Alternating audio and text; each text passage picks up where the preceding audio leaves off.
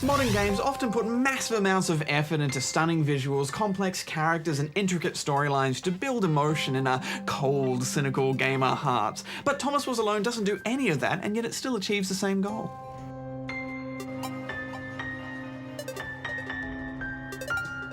When the game starts, you're given an idea of a story. A text box explains something about an artificial intelligence program failing. Then the game's narrator introduces you to the little red rectangle Thomas, who finds himself sentient and alone. Thomas was alone. Wow. A weird first thought to have.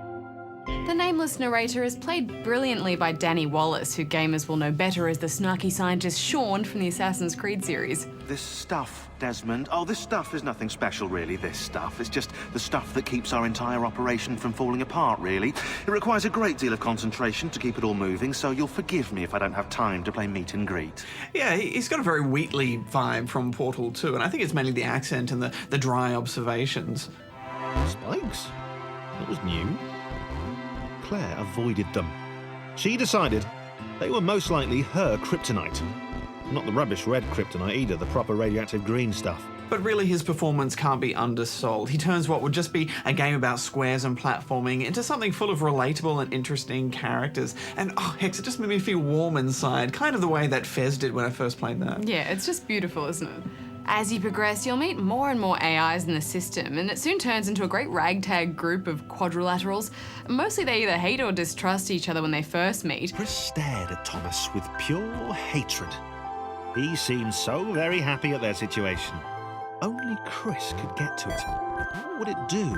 What new opportunity might this switch open up to him? Grace.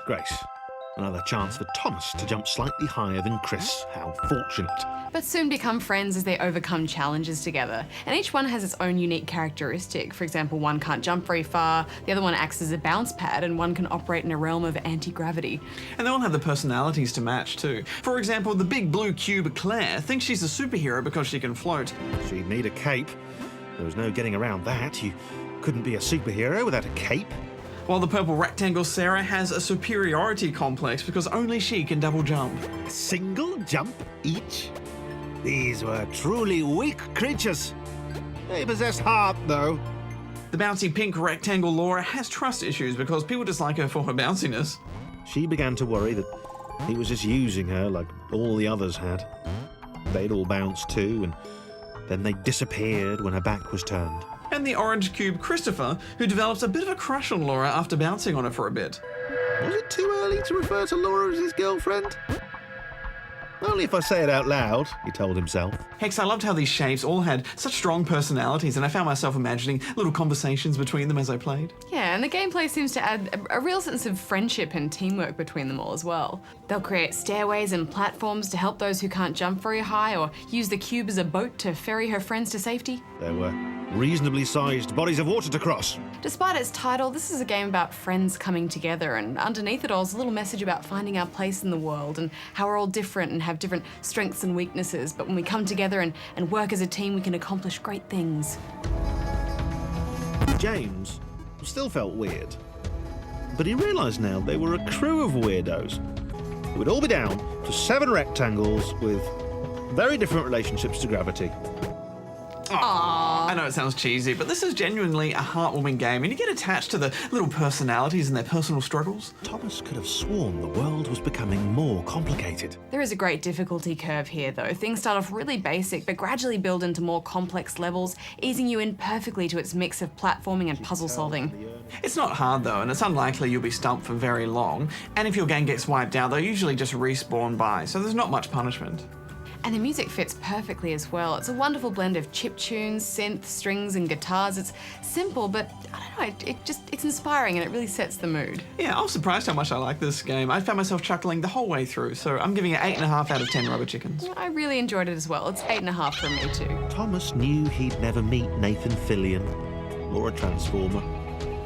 He'd never get to visit Gotham City or eat at Moobies. It didn't matter. While we're talking about simple games that create emotion, recently a fellow tweeter by the name of The Leechy sent us some links to a couple of games that do just that. Actually, they're not games. That's what they're called. Not games. One is called Loneliness and the other is Freedom Bridge. And they're both free games and don't take very long to play, but they're also quite interesting for what they are. Yeah, each of these games carry a world message, but also successfully create certain emotional responses. We had some great discussions in the office about how we each approached each of the games and what our emotional reactions were, and we had such a wide range of experiences with such simple mechanics.